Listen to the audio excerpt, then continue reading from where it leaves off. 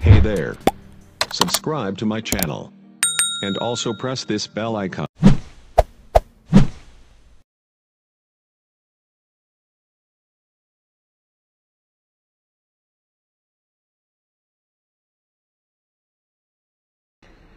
آخری دو صورتیں یہ گویا کہ قرآن مجید کے اختتام پر دو پہرے دار ہیں۔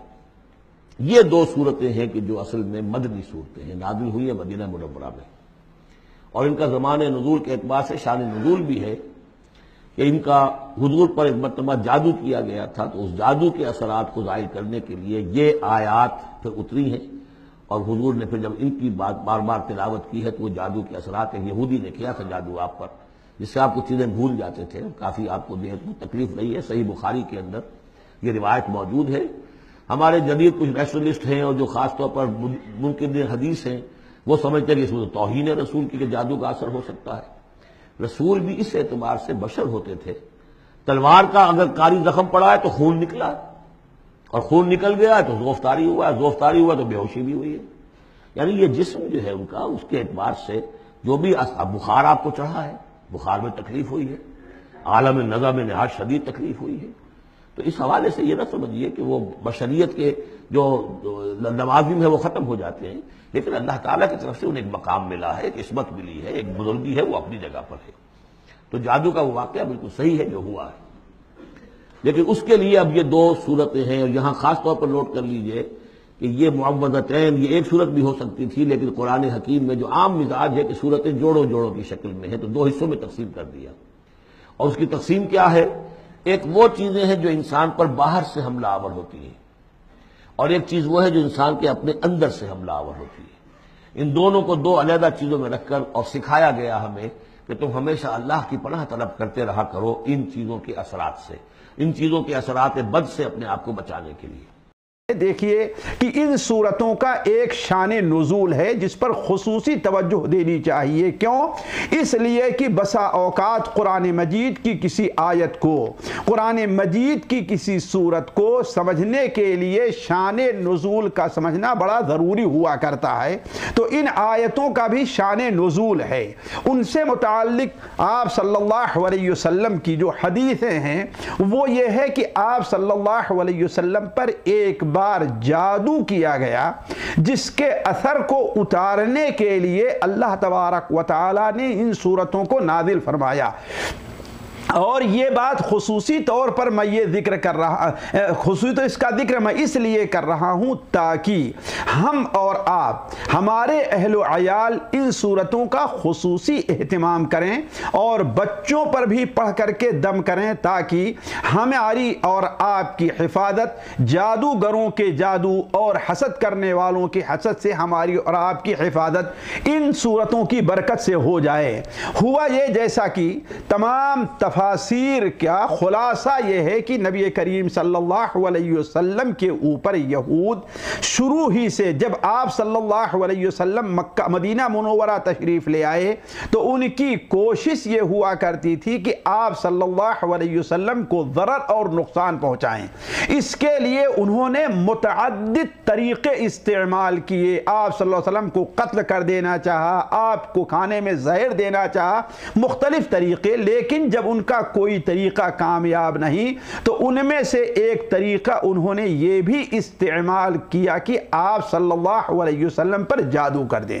لیکن انہوں نے جب بھی جادو کرنا چاہا اس کا اثر نہیں ہوا، لیکن انہیں زیادہ قلق اس بات پر ہوئی کہ جب نبی کریم صلی اللہ علیہ وسلم کی صلح اہل مکہ سے ہو گئی صلح حدیبیہ کے بعد، اور صلح حدیبیہ سے واپس آئے ہوئے ابھی چند مہینے ہی گزرے تھے کہ نبی کریم صلی اللہ علیہ وسلم اللہ تعالیٰ کے حکم سے یہود کی آخری جو جائے قیام تھی، آخری ماکل جہاں بیٹھ کر کے وہ ہر قسم کا فتنہ اور فساد اور شرارتیں کیا کرتے تھے، آپ صلی اللہ علیہ وسلم کے قتل کی سازش کرنا، مسلمانوں کو باہم لڑانا، آپ کے خلاف مکہ کے لوگوں کو ابھارنا، یعنی یہ ایسی چیزیں تھیں جو کسی سے چھپی نہیں رہ گئی تھی۔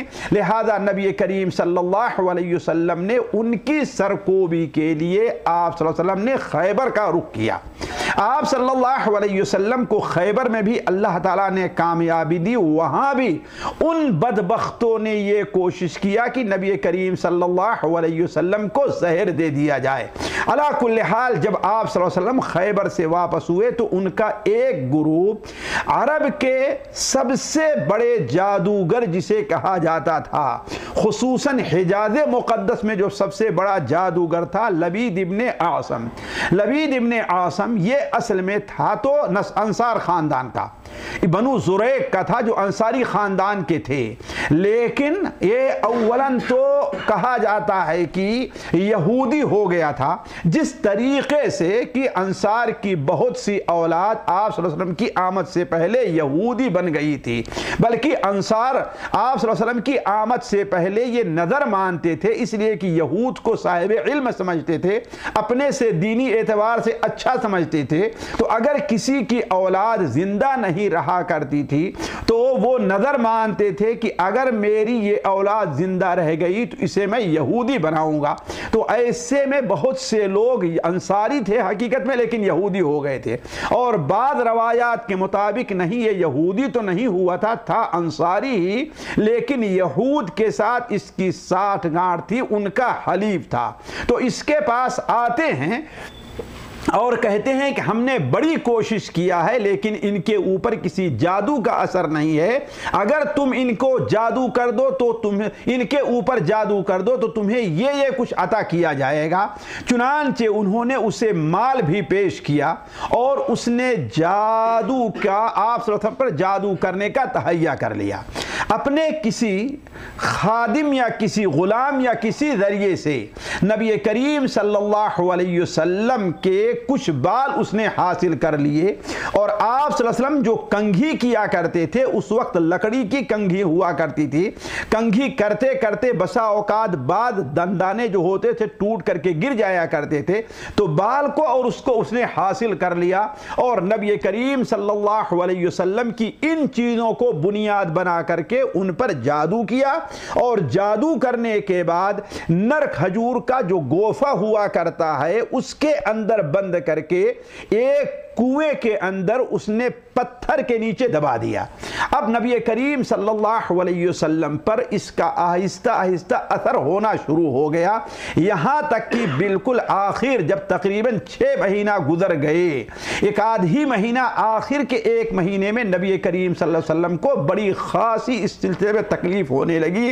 हत्ता कि बसा औकात आपके सर में बहुत ज्यादा दर्द रहे, हत्ता कि यहां तक सूरत हाल पहुंच गई कि नबी करीम सल्लल्लाहु अलैहि वसल्लम बसा औकात ये सोचते कि आज हमने ये काम किया है, और खुसूसन वो काम जो मियाँ बीवी के ताल्लुक से होता है, लेकिन ऐसा आप किए नहीं होते। इस सिलसिले में आप सल्लल्लाहु अलैहि वसल्लम को जब बड़ी तकलीफ हुई तो माई आयशा रज़ियल्लाहु ताला अन्हा की रवायत जो सही बुखारी में, सही मुस्लिम में और मुस्नद अहमद के अंदर और मुतअद्दिद कुतुब हदीस में सही सनद के साथ, जब सही बुखारी और मुस्लिम में है तो उसे सही कहने की ज़रूरत नहीं है, मरवी है कि आप सल्लल्लाहु अलैहि वसल्लम एक बार माई आयशा रज़ियल्लाहु ताला अन्हा के यहाँ मौजूद थे। माई आयशा रज़ियल्लाहु अन्हा बयान फरमाती है कि आप सल्लल्लाहु अलैहि वसल्लम ने दुआ की एक बार, फिर आपने दुआ की, बार बार दुआ की, और बार बार दुआ करने के बाद आप सल्लल्लाहु अलैहि वसल्लम पर थोड़ी सी गुनूदगी आई।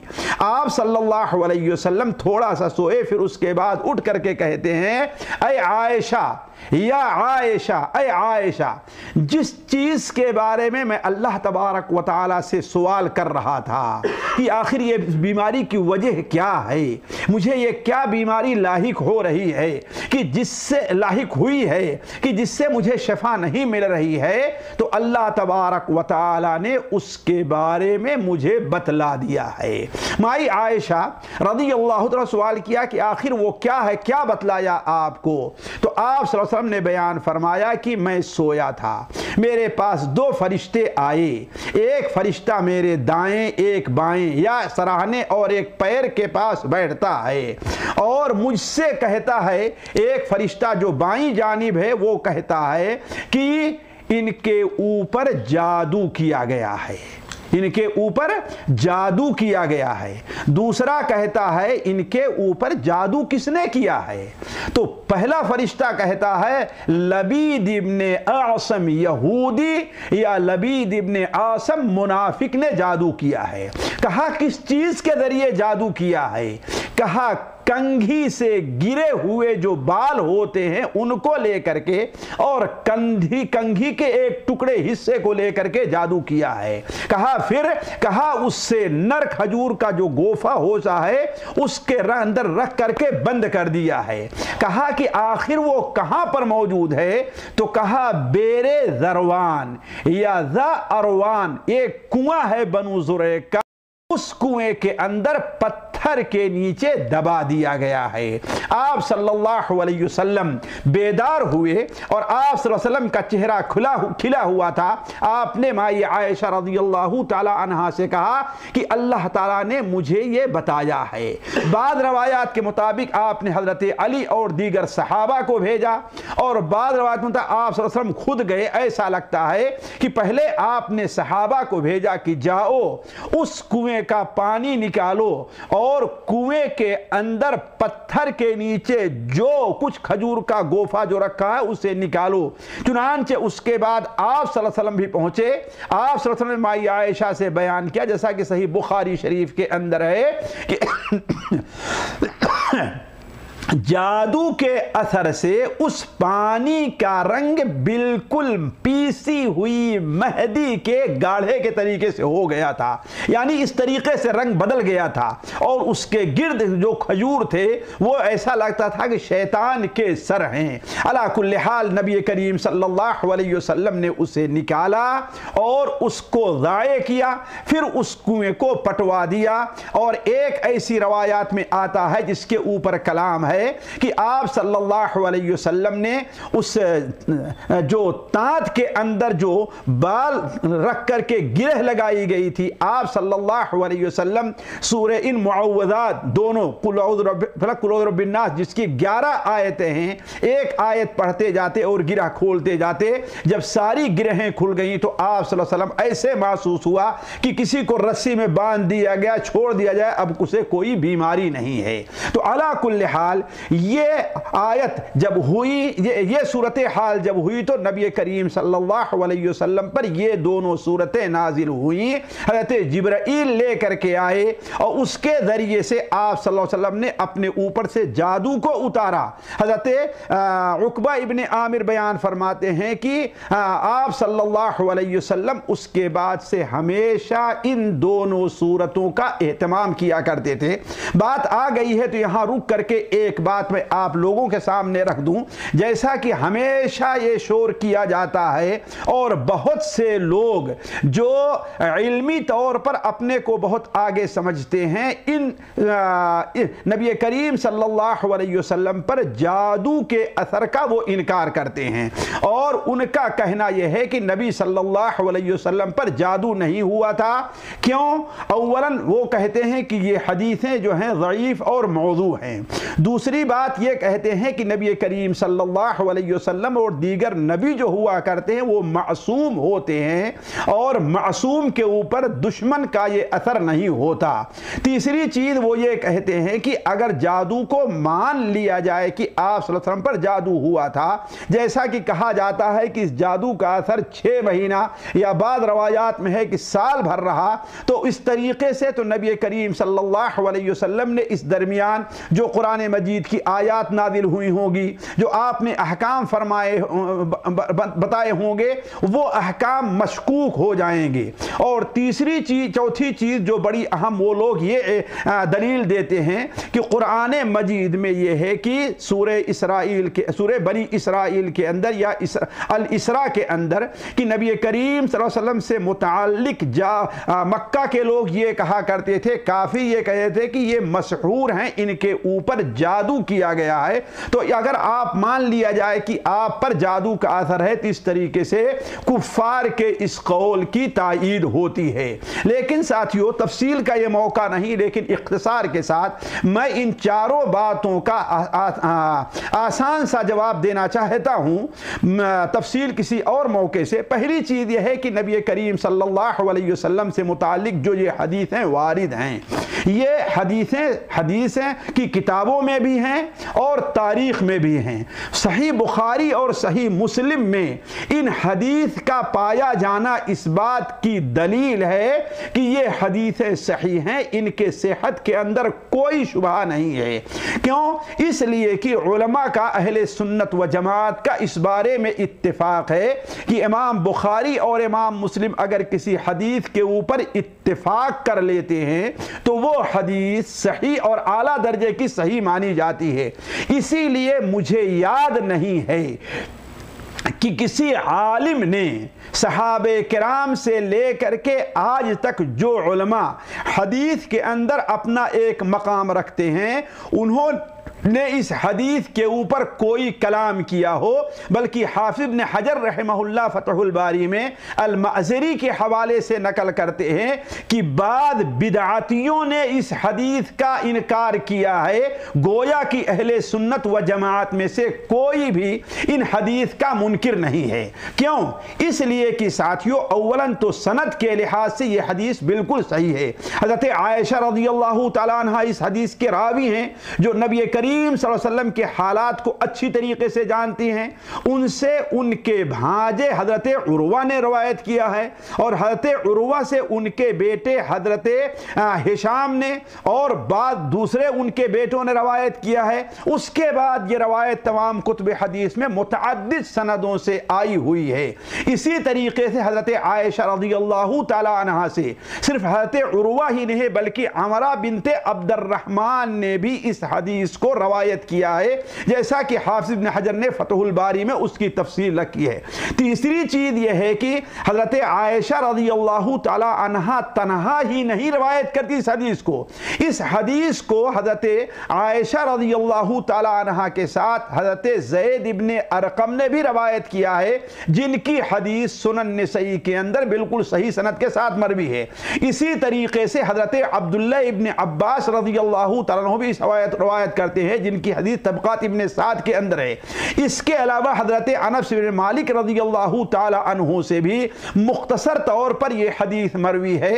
تو اگر یہ حدیث کو ضعیف کہہ دیا جائے تو دنیا میں کوئی ایسی حدیث نہیں ہوگی جسے کہا جائے کہ ہاں وہ چیز صحیح اور ثابت ہے۔ اللهم صل على محمد وعلى آل محمد كما صليت على إبراهيم وعلى آل إبراهيم إنك حميد مجيد اللهم بارك على محمد وعلى آل محمد كما باركت على إبراهيم وعلى آل إبراهيم إنك حميد مجيد